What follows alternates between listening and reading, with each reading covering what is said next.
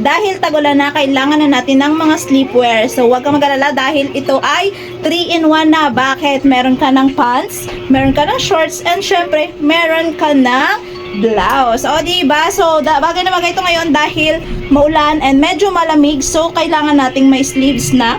So, kung medyo naiinitan ka konti, pwede namang shorts and at the same time, meron tayong pants. Okay? So, papakita ko sa inyo kung ano mas bagay, naka-short or naka-pants. And ganito siya pag naka-shorts.